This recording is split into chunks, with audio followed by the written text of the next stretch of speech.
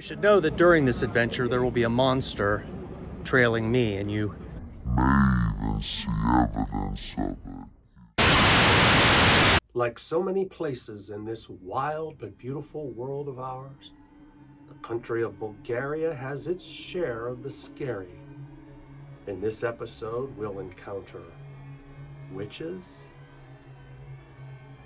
sickness embodied, a child snatcher, not so lovely ladies, and of course, Bulgarian vampires. It was also in Bulgaria that the scourge I've been fighting made its presence clear. A reminder that there is a monster trailing me. Welcome to Trailing Monsters.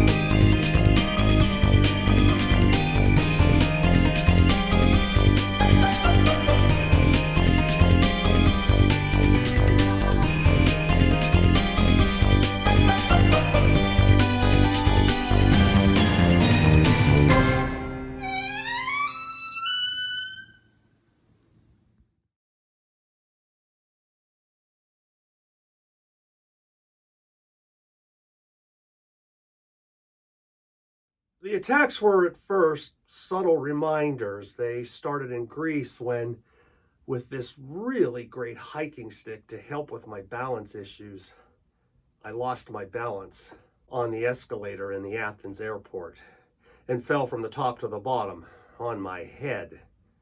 Fortunately, no one else was on the escalator, but I broke my stick.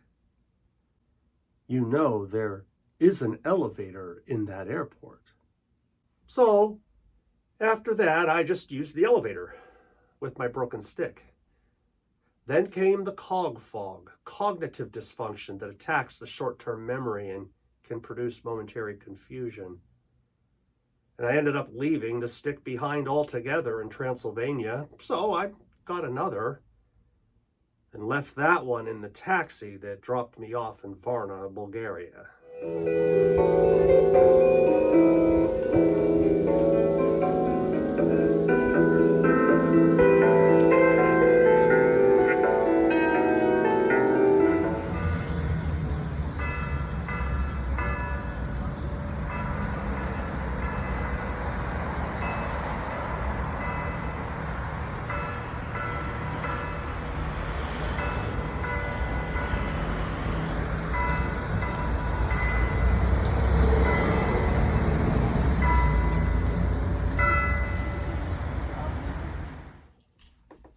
New stick. The city of Varna is located on the Black Sea. It was founded as Odessus by Greeks in the 6th century BC, and then over the centuries, rule would change hands, and eventually it became part of the Roman Empire. In the late 7th century of the Common Era, it then became part of the Bulgarian Empire and was renamed Varna. For some perspective, Varna is fewer than a 4-hour drive from the Turkish border. In fact, Bulgaria was under the rule of the Ottoman Empire for nearly 500 years, and that didn't end until the late 19th century. One can still taste the Turkish influence in the local cuisine here in Varna, such as in this delicious plate of lamb's tongues.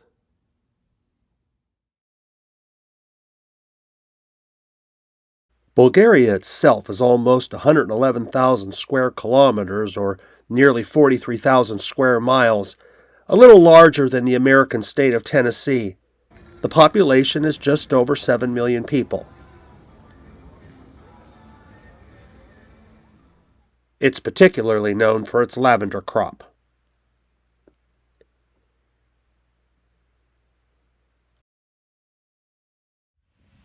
In the novel Dracula, the Count used the seaport of Varna to leave Romania, which borders on the north, and make his way to England. It was also through Varna that the group led by Jonathan Harker and Van Helsing chased Dracula back to Transylvania.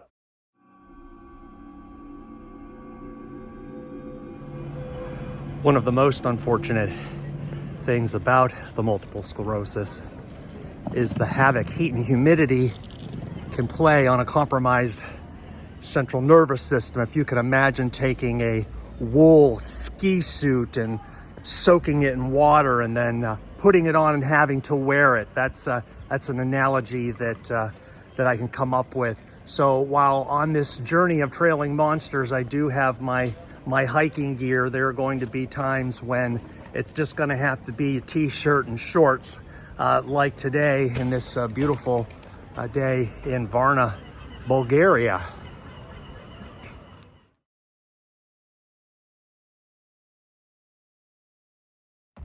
That Varna was Dracula's seaport of choice may have been a matter of practicality, but Bulgaria is located in the Balkans, vampire country.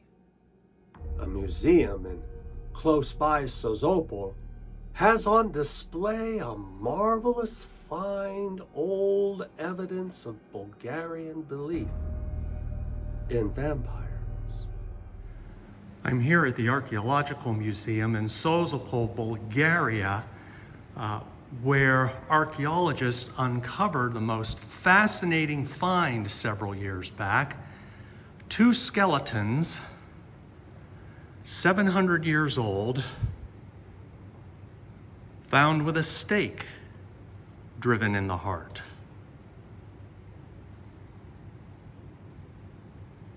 Now this particular specimen here, the stake is a metal stake, not a wooden stake. That's just fine. It does the job. It pins the corpse to the earth where it belongs. But here is considered a definitive proof of ancient practices against vampires.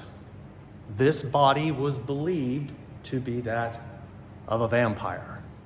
Of course, someone who lived a notorious life of wickedness or crime could very well come back as a vampire. One wonders about the staked remains in Sozopol. But far too often, Bulgarian vampires are the result of careless human error.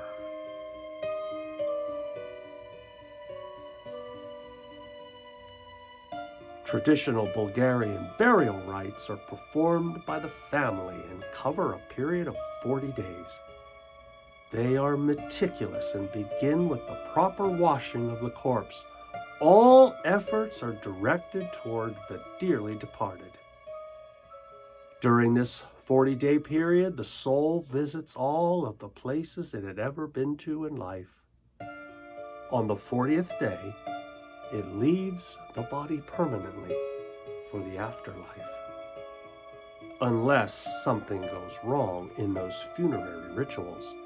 If perhaps a cat or some other animal jumps over the body, someone's shadow falls across the corpse, or even if an animal jumps over the fresh grave. Such can cause trauma and block the soul from entering the afterlife, keeping it bound here on earth as a vampire. At first, the vampire returns to its home as a ghost and begins to harass its family. After all, they're the ones who blew it. It might knock on doors, open and slam them. It might bang on the walls or the ceiling. While the corpse is still in the grave, its decomposed flesh grows back. When it finally emerges, it usually leaves for a new area to dwell among the living. It passes itself off as a new neighbor with little difference in appearance. It may have bloodshot eyes like someone who has not slept in a long time.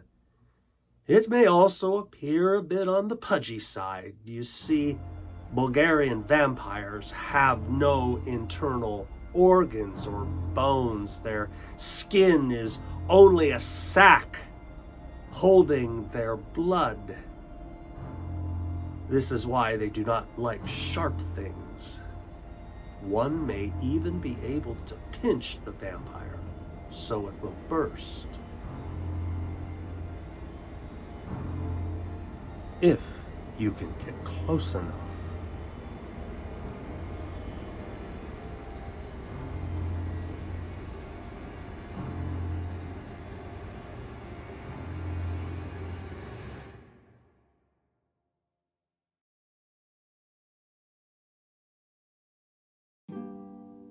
Our children are our most precious treasure. They link us to our past with grandmother's eyes, father's temperament. She answers the phone, and after a few seconds we say, "I thought you were your mother." We try to protect them. The notion of harm coming to them frightens us. They take us into the future. Will they continue in the family business? Will they one day raise children of their own? Will they be there when we are the ones who need care? Society is always only one generation away from collapse or upheaval. They are the up-and-coming explorers, leaders. We try to guide them. The notion of harm coming to themselves frightens them. It is no wonder that children are at the heart of so much folklore, even perhaps especially when it comes to the dark lore. If a child in Bulgaria believes there is a monster under the bed, it just might be the Torbalan. Damian could not sleep. His head felt warmer and his throat scratched again. Grandma was very angry when she found him outside today. He wanted to play in the rain like he always did. There was no thunder, there was no harm. That had been Mother's rule.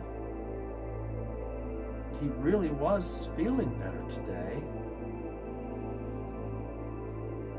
"I should leave the door open tonight," she'd said as she wrapped her shawl around his head and shoulders, marching him into the house so Torbalan can snatch one more bad boy.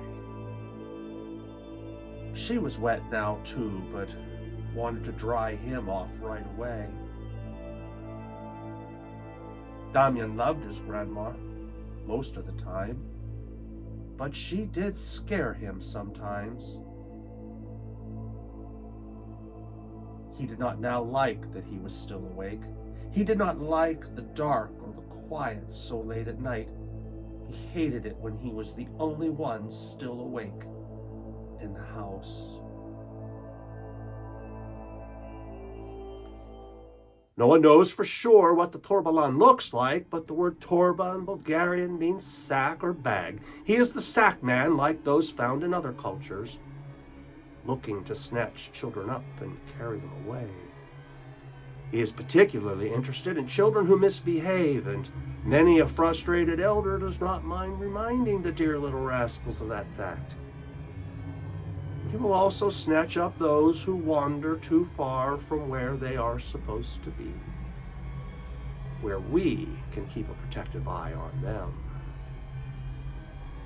Some say the Torbalan takes these children away in his sack and leaves them stranded. Others say if the Torbalan is especially hungry, the children become the main ingredient in his bread. Fee, fi, fo, fum. Damian threw his blanket over his face. It was so hot and stifling, but he thought he might have to hide from the little skeleton creatures that wanted to dance on his blanket. Scratch. He so hoped that was not a mouse just now under his bed. He was frightened of mice because he knew they grew up to be rats, and he hated rats. They killed his rabbits and just left them with their throats torn out. They didn't even eat them. More scratching and now crinkling from under the bed, and it was caused by something too big for a mouse, even a rat. Maybe the cat? That's when he felt a hand on his arm, and then the blanket was pulled back. At his bedside stood a dark man. At his feet was an empty sack. He stretched out his hand and pointed at the sack. Damian knew Torbalan wanted him to climb in his sack on his own. No, I'm sorry, Damian said. I'll be good. I'm sorry. Torbalan pointed again, more forcefully. Damian stepped out of his bed, sobbing now. I'm sorry. I'll be good. You can go away now. I'm sorry. Torbalan reached toward Damian, who pulled back, saying, No, you can go now. It's okay. Torbalan did not move. Damian ran from his bed to his closet. He could hide in his closet. As he darted, he felt the hand grab the back of his neck and lift him high in the air. His arms and legs flailed as Torbalan shoved him inside his sack. All was dark, anew dark. Damian was rolled in a ball, unable to move. He could barely breathe against the fabric pressing against his face. Now, movement. He was swinging.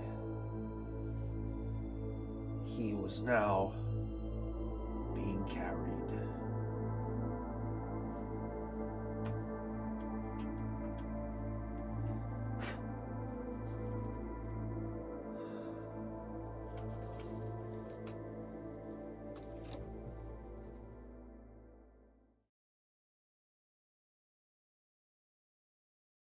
Sometimes our children are on the giving end of our worst nightmares.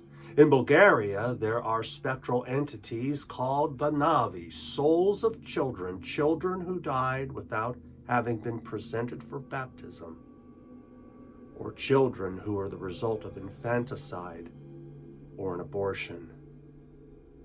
The Navi are on the hunt for those whom they believe left them in their current state, their own mothers. They will also hunt down and torment, especially the Navi who had died along with their pregnant mothers in an act of violence, other pregnant women, and other small children, whom they deeply resent. They may fly through the air at night in the form of birds with unholy cries in their search. How do they find these women and children? They can, from far distances, smell them. If one is able to pronounce with sincerity the baptismal formula over these creatures, the hauntings and huntings will cease, and the souls of the Navi are released. The witches, plague monster, and Samodiva promised at the beginning of this episode, we'll have to wait just a little bit longer. Also, we'll encounter the mummers and, well, whatever you want to make of this. Stay tuned for part 2 of Monsters in Bulgaria and the monster trailing me in Trailing Monsters.